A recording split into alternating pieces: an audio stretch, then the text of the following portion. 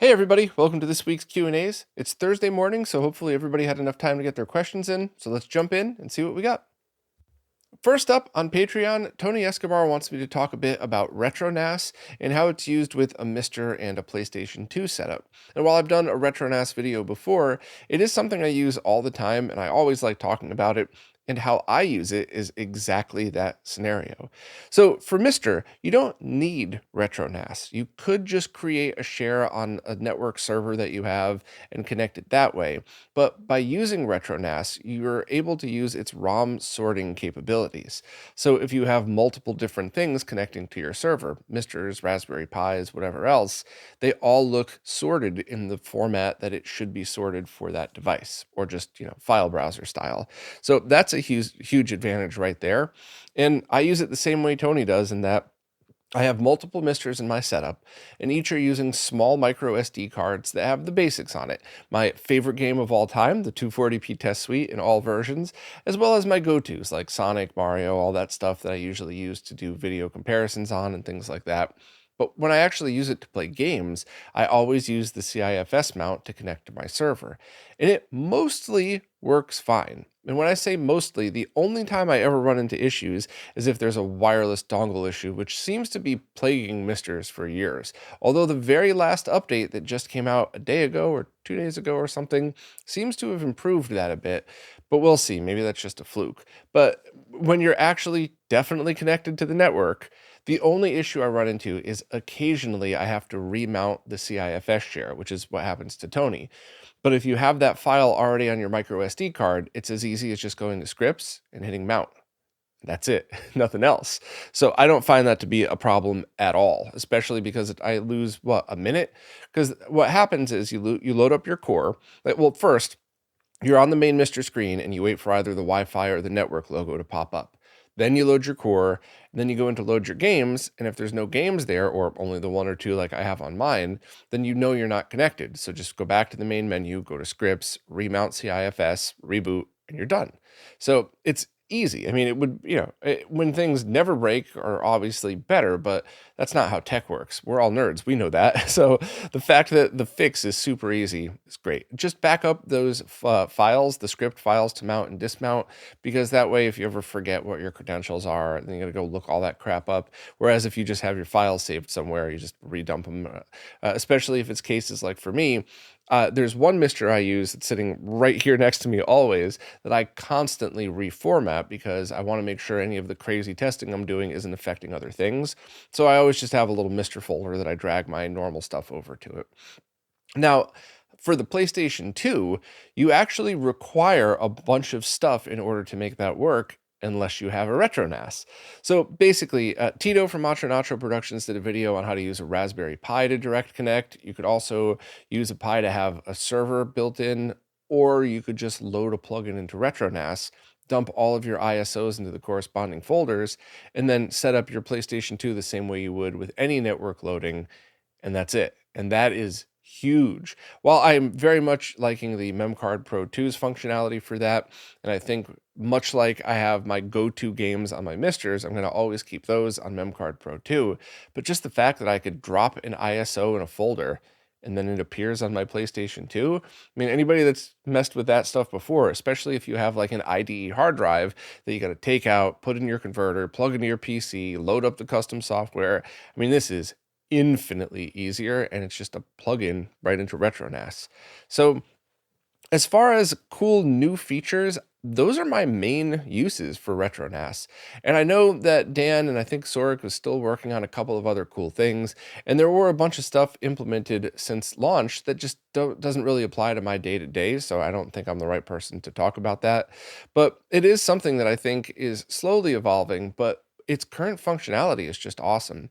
And it's funny, I occasionally look at a comment on that video like, oh, so this project's dead because you only have one video? No, the project is still as awesome as it was on day one. It just didn't really require another video because it always worked fine from the beginning. So I'm glad you asked the question. I'm glad I was able to talk a little bit about it. If anybody has any more specific questions about it, let me know.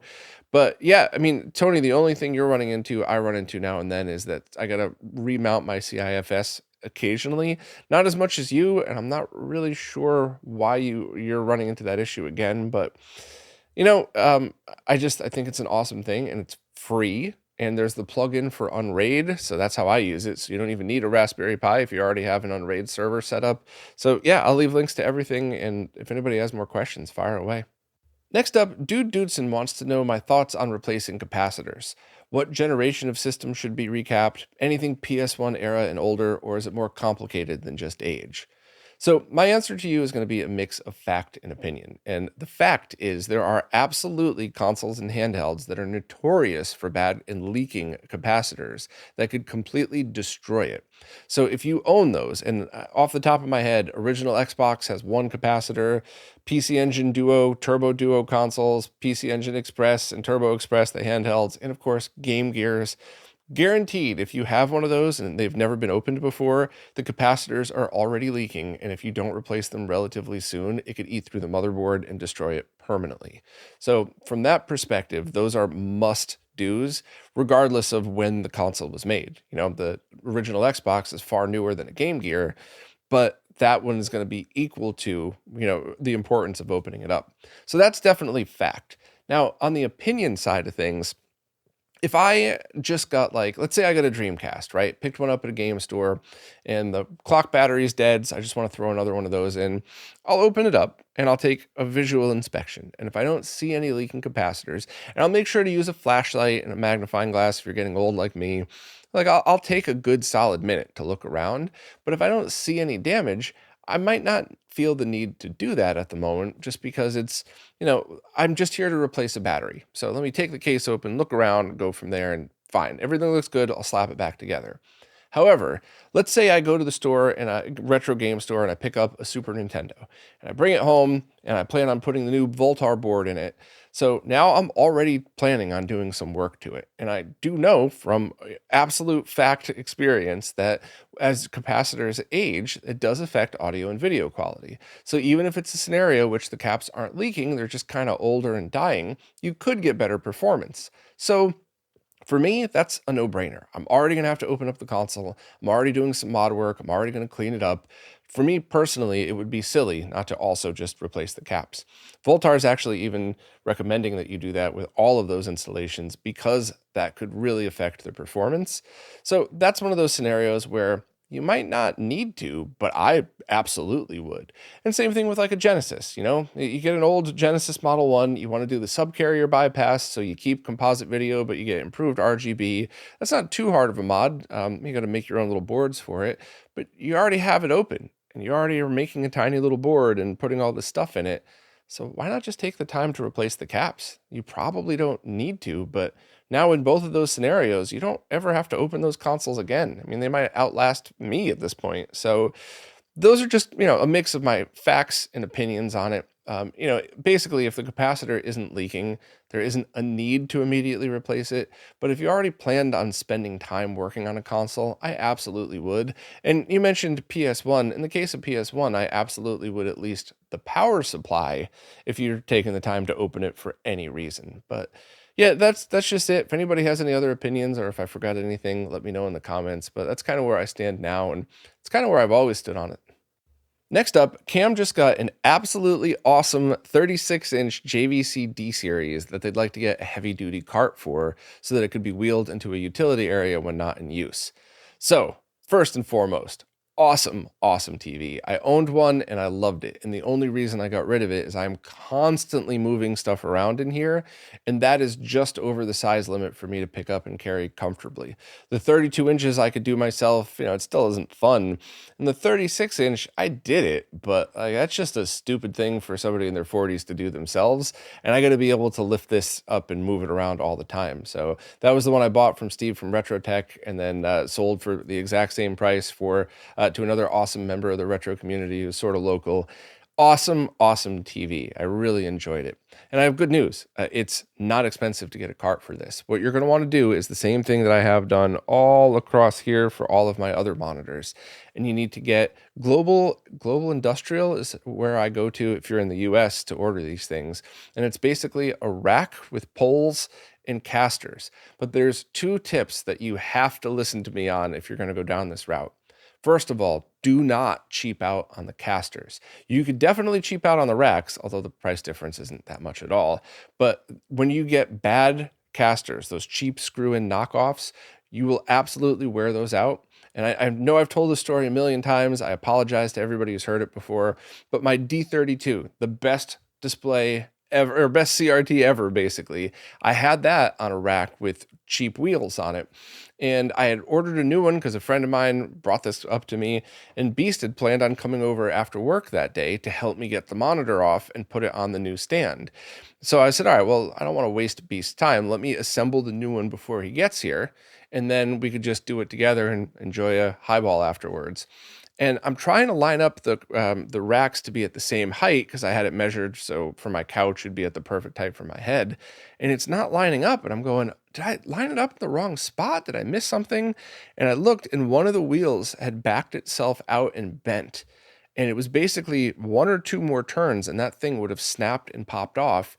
And my D32 BVM would have gone sliding on its front glass on the floor. I would have destroyed it. And I got that, like, fear mom strength thing. And I just grabbed the thing and picked it up and put it onto the new cart and just had highballs with Beast afterwards anyway. But so yeah, that is a boring story that you've probably heard before if you listen to these Q&As, but I want to drive that home to everybody listening that if you use those cheap casters, you could absolutely have your TV fall over one day when you're moving it, or if it's just kind of teetering on one end. But with the good casters, that's never going to happen because you have to hammer them in the bottom, and you could basically never get them out after that.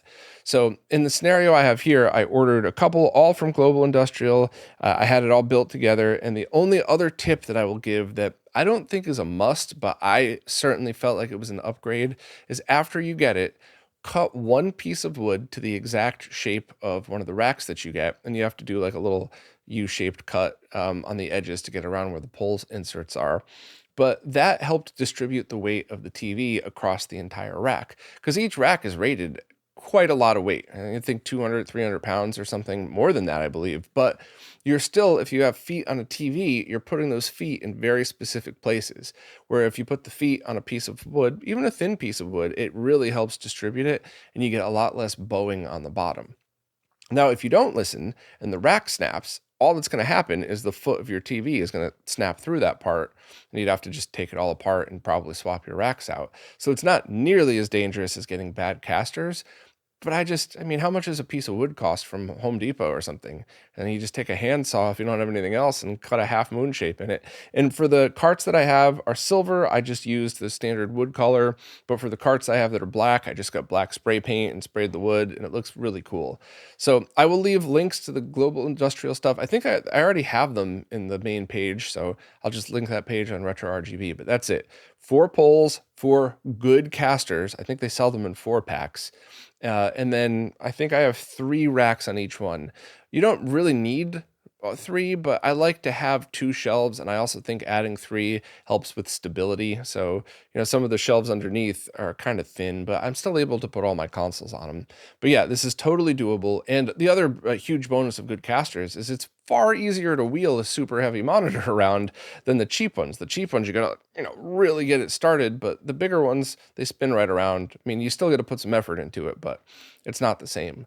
So I'll leave a link. You probably didn't expect a 5-minute answer for, when I probably could have just sent you a link to where I'm going, but I definitely wanted to talk this out to explain why you would want to spend up $150 on a rack, when you could probably get stuff a lot cheaper. But doing it this way, it's very safe. And I now have 1, 2, 3, 4 monitors on a setup like this, including the tall PC CRT monitor, or the tall rack with the PC CRT monitor on it. I move that around all the time, and I never feel like it's going to tip forward, even though all the weight's on the top, because I spent the money to get the good casters and stuff like that. So hopefully I'm able to point you in the right direction. Check the links for everything you need.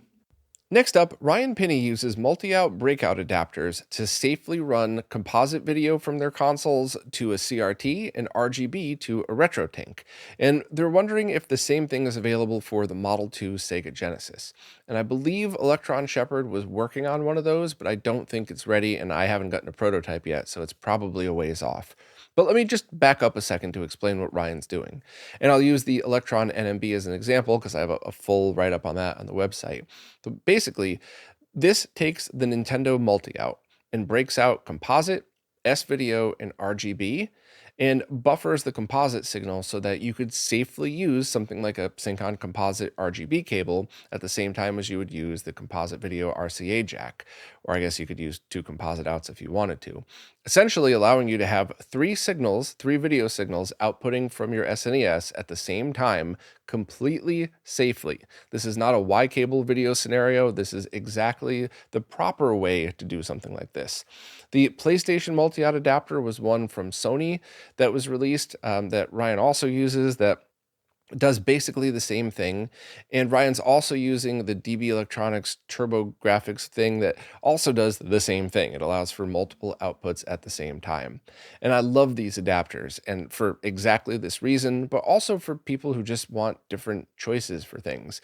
Anybody who gets into CRT collecting is eventually going to get one that's composite only, but also one that has S-video, and you probably have a scaler that's, does RGB.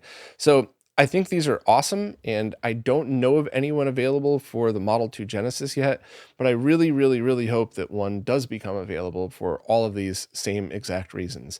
And the Genesis one would still require a buffer for composite video just in case, but at the same time, it could also only do composite, not S-video, so it would be a little bit easier. You'd be able to have, maybe a little bit easier, I don't know.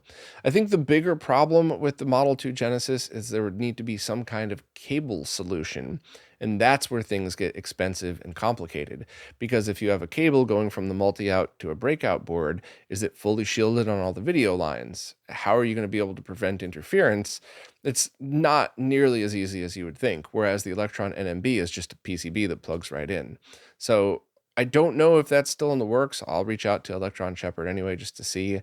But, that was the long answer of your question. The short answer is I don't think there's something available now, and it would probably be months off. But I'm also gunning for a solution like this because I just think that a lot of people would end up using it for your exact scenario.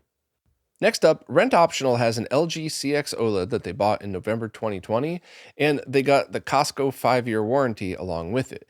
And over the last couple of years, they noticed when standing within a foot of the screen, there are definitely some dead pixels around all edges of the screen. Not noticeable at all beyond a foot or so away, but from forums, these appear to happen due to some sort of panel sealing issue around the edges. And the extended warranty that was purchased does cover a certain number of dead pixels, and it definitely meets that qualification. So what do I think? Should Rent go and try to claim this warranty for a voucher towards a new TV, or possibly even get that one replaced or repaired somehow, or just hold on to it? Because the original TV works perfect other than the dead pixels, and it does have the 120 Hz BFI mode that anything beyond the C1 no longer has. So I think if it were up to me, I would probably get the new one because now, but this is just an opinion. And maybe as I'm talking this out, I'll even change my mind by the end of this answer. But if you think about it, right, you have an OLED TV that you've been using for basically 5 years, right? It's four plus years now. It's got a lot of miles on it. And if this is something that actually bothers you, you could try to get the warranty, and it's also something that you probably spent a lot of money on. And it's worth just going and talking to the Costco people about it. Just tell them the truth. Hey, this is something that showing up on forums. It's a known issue. Is this covered? Is it just not enough pixels to worry about it? What do you think? And if they're like, oh yeah, bring it in, maybe just go for it. Get yourself money towards a new TV or something like that. It's my opinion though, that if you had the same question and you were talking about one of the cheap TVs that I often talk about, like you spent 5 years ago, you spent $200 on an LCD spare TV for your bedroom, I would never bother anybody for that. I would just deal with it. I would move it to another room. I think that when you spend pennies on a TV compared to what it used to cost, that you got to just understand that when you buy low quality, expect low quality performance. But you bought a CX OLED, a really, really nice TV. So if it were me personally and the dead pixels bothered me, I would just ask and see. And if they say no, or you only get a 50% discount or whatever else, just kind of think about it. But unless you use that 120 Hertz BFI option a lot, I think the brighter panel and the 144 Hertz option, if you're a PC gamer, might actually be something that appeals to you. Or not. Maybe you don't care about any of those things. I don't really know. It's got to be up to you. But for me personally, it's probably worth having a conversation. And I wouldn't be a pain about it. Like there are many scenarios in which I've bought something and I definitely got the short end of the stick. It was not my fault. It's the manufacturer's fault. And I don't back down when it comes to those. It's annoying. It should have never happened. The customer should be treated decently when you spend a lot of money on something and you get blown off. But for something like this, personally, I'd just be real casual about it and just say, hey, look, I got a bunch of dead pixels. It's not too bad, but it's probably going to get worse very soon. And I already got this warranty. Can you do anything? But that's just my opinion. Anybody in the comments, please chime in and say if you've had any issues with that panel. If you've run into the same thing, if Costco's taken them back. I mean, anything you could do to help rent out. And also, I'd like to be educated on this too and just see kind of where big box stores like that stand on stuff like this. But honestly, you can't go wrong either way. If you still end up with your CX, it's still an awesome TV that's probably going to last at least a couple more years. And if you get a new one, maybe you lose that BFI option, but it's a brand new OLED. So I don't know. See what you think, but I just have the conversation and see what they say. Next up, Pro Nerdy watched my video on using shielded speakers for CRTs and how magnetic fields can damage a CRT permanently. How do magnets affect more modern electronics and modern displays? And if so, how does Apple's MagSafe technology not cause any damage to the phone's screen? So I think this is a scenario in which strong magnetic fields can always cause interference and problems. It's just far less of an issue because the displays we use don't rely on magnetic fields to generate their image.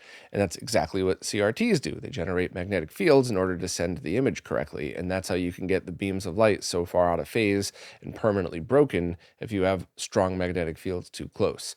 For me personally, I make sure to not I wouldn't store non-shielded speakers next to my computer or server. That's kind of a no-brainer, but that's something that since it's both a no-brainer, but an easy mistake to make, because if you're an old guy like me, you never had to worry about this because all of your PC speakers were shielded over the years. So you can store a bunch of spares next to them. I'm actually looking at some shielded speakers sitting next to my server right now that I keep as spares. So I certainly wouldn't put like big, powerful speakers that are new and unshielded near a PC or laptop or something like that. But normal size speakers, you have them kind of alongside your laptop, or I wouldn't really worry about that. So it absolutely is something that could potentially cause some issues, but not on the level of CRTs and hard drives. So that's just something to keep in mind. But if I'm missing something, please chime in the comments. I'd love to learn more about that. Also, have I played around with magnetic viewing film paper? They saw Marques Brownlee use it to show where the magnetic fields are on some modern electronics. No, but I'm a nerd, so that stuff always interests me. So I'll leave the link that you posted here, and I'll change it to an affiliate link because why not? I'm always down to make 0.001 cents on a sale. So, but no, that seems really neat, and I'll look up that video from Marques and check it out as well, because if I have time to do that stuff, I always enjoy it. And I have a lot of nerd friends that really dig in with me. My friend that was there in the C4 video, he's a super nerd. He doesn't really care a lot about the stuff that we do, but he was almost as interested as I was running some of these tests and seeing the differences. So thanks for bringing it up, because I think us fellow nerds got to always share these cool things with each other. Next up, Christopher Skirrick's been giving a CRT projector for free. The only problem is it only accepts S-Video. How would I use a Mr. FPGA with it?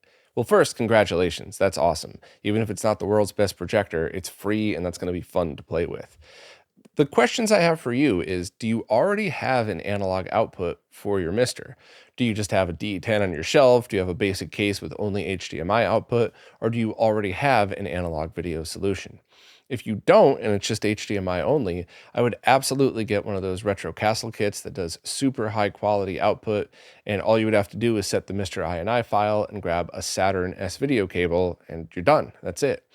Now, if you already have an analog video output, you could just get one of those composite S-Video adapters, and it would be the same change to the Mr. INI file. You would just then need to go from the D-sub output to this device to S-Video, and I believe they're powered as well. And it's open source, so there's probably a bunch of different sellers that use it. There's other cases out there too that also have the Saturn adapter. Retro Castle's been doing that forever, and I've always been a huge fan of those, but Mr. Add-ons makes them, and I tested that one as well, and it worked worked totally fine. So there's no, the newest ones from what, I think a year ago now, almost a year ago and on, it's, all the newer ones with the 24-bit DACs work really, really well. So yeah, that's my answer to you. If you're talking about only Mister, my answer to you would be, if you don't already have a case with and an IO board that does analog, just get one with it built in. If you already do, just get one of the adapters. But I also just wanted to mention that, for anybody else who might be listening in a similar scenario, because while your free CRT projector example isn't common, it is very common to just stumble across a small CRT with an S-video input. So if you were talking about original consoles, try and get S-video cables from anybody or any console that has one available. But what if you're in the scenario of you have a G-SCART switch with a bunch of RGB SCART inputs going to an RGB monitor or going to a scaler, and you stumble across an awesome CRT with an S-video input? What do you do then? Do you buy all new cables? No, that's when I would suggest getting one of those RGB to S-video converters. And a bunch of different people make them. They're all very good. They're not as good as native S-video from the console, but they're very close. And in a scenario like that, like let's just say you get a Tink 4K to an OLED and everything's awesome, but you stumble across a 27-inch TV with an S-video input that you could now use for light gun games. So if it's 2% quality difference from a direct cable, who cares? Go enjoy your light gun games. The only scenario that's still wonky is if you need composite video from RGB. I don't know why the RetroCastle adapter has been delayed over a year. I think it's manufacturer issues, not manufacturing. There was nothing wrong with the product. I think the manufacturers that Ivory was using kind of switched businesses or something and delayed a lot of that stuff. So but that's the one to get if you wanted a generic RGB to composite, which is not going to apply to you, but I'm always conscious that a lot of other people are listening and want to apply what I say to their scenarios. So yeah, I just wanted to kind of cover all ground, but hopefully I was able to point you in the right direction. Next up, Jason Guffey wants to know if I could suggest how to clean the glass in different displays. They have a Sony Vega HD CRT, a Panasonic Plasma TV, a Samsung S90D OLED, and a CRT VGA PC monitor with its anti-glare removed. Additionally, they have a couple of other LCDs and CRTs of lower standing that they'd like to clean as well. They have access to loads of automotive glass cleaner, but they've heard that's too much for these sensitive screen types. Thoughts? So I would love to know the scientific answer to this. What I'm telling you, or I'm about to tell you, is what I do, which may not be the best practice. First and foremost, LCDs with the soft screens, be very careful of those. Use specific screen cleaners, use microfiber towels. I got a free 65-inch decade-old Samsung TV a couple months ago that I used for a while and then jammed in storage. And there were more fingerprints on this thing than any TV I'd ever seen, and it took like a full hour to get them off. You got to spray the stuff on the microfiber towel, you wipe it off. You need like direct sunlight plus a flashlight. I mean, it was a nightmare to get the fingerprints off of that weird material. And I don't know if there's a better way to do it. So by all means, share your thoughts in the comments. For anything that's straight up glass, you could spray liquid right on the glass. I like to just either spray it right on and immediately start wiping, or spray it on the towel. And I don't think that would be a problem with anything that's straight up glass, and it's probably going to be the best way to do it. Stuff with anti-glare coatings and OLEDs are the things that I'm not 100% sure on. You could just use a damp microfiber towel to try to clean it that way, and it should be fine. And that's how I definitely did it with my OLED, the new one, because when we were taken out of the box, we got fingerprints on it. And I was just very careful to do that. I didn't put too much pressure on the OLED screen. I just had the damp microfiber towel, kind of wiped away the fingerprints, and then took a dry one and buffed that up very lightly. And same thing with CRTs with the anti-glare coatings. You could probably do it that way, but I really wish there was just one solution. I wish I could just buy a bottle of something that I could just spray on all these displays and they would actually do a good job on the LCD panels getting fingerprints off. So that's what I do. Please correct me in the comments if I'm wrong or if you have better ways to do it, because I always want to learn better ways to do this stuff. But it's always a pain unless it's straight up glass. I think one of my plasmas just had like a straight glass screen on it, so I would just spray Windex on it and clean it off. But I don't know. Anybody else have thoughts on that one? Because I always want to get better with this stuff, and sometimes cleaning fingerprints is a giant pain. Next up, Adam Ant wants to know if I think the high-des NEF mod would work with that SM Tendo board, which was the reverse-engineered NES front-loading motherboard that was recently redone by Zaxor to have surface mount components put on it, and it should be compatible with absolutely everything an original front loader would be compatible with. So the NES RGB mod, the high-def NES mod, and of course, it would be nice to think about having that stuff integrated into the board so you wouldn't really need any of these extras, but then Tim would have to get involved for the NES RGB. There'd have to be a joint project. How many people would prefer to do that than just installing an NES RGB? Kevin, I wouldn't even know if he'd be interested in working with anybody to do that. So I do think that it would be very cool to have that stuff. I also think that Zaxor made the right move, just doing the surface mount version of this and allowing people to then do whatever they want with it. And I also think, for stuff like the Lumicode mod, like, would you really want any of those other things now with that coming and with some new enhancements to that coming soon? Maybe the answer is yes. Maybe it's absolutely, because I want S video and I want RGB from my NES RGB, and that's all I care about. So I don't know. To answer your question, it should be 100% the same as an original. To answer everybody else's question that I've been seeing in the comments, you could integrate the other stuff into it, but I just think at the moment it's probably best not to dump a ridiculous amount of R&D and effort into building one of those and just kind of wait to see how things transpire, because I think there's going to be an update to the Lumicode stuff that's going to make all this even easier and probably better for a lot of people. So keep your eyes on RetroRGB.com for when that happens. But yeah, the answer to your question is it should be the same. Last week, Dustin Madison wanted to know if the FlippyDrive and Kunai GC would be compatible with each other. And in the comments, somebody had chimed in to say that for the FlippyDrive, the documentation says that PicoBoot and other IPL replacements must be disabled as they feed the FlippyDrive a non-standard boot program. For a PicoBoot that could be as simple as erasing the flash, assume the Kunai would be the same. And Extrems actually took the time to chime in as well and said it's not strictly necessary. Swiss will work fine and detect the FlippyDrive, no problems. So great answers to that. And Dustin also just followed up this week because I had asked why the question was asked, if there was anything specific. Would combining those two together allow you to do something that something else couldn't do? And Dustin just said it was just a hypothetical question. He was just a curious nerd that wants to know how this stuff works, which is awesome. That's the type of questions I love to hear. So thanks to everybody for chiming in on the answers to that. And still a great question, Dustin. I was curious to know if there was like a crazy thing you could do, but no, just like a hypothetical, wonder what would happen type of thing. So awesome. Well, that's it for this week. As always, if you have any question, please just ask it on whatever is the latest Q&A post, wherever it is that you support.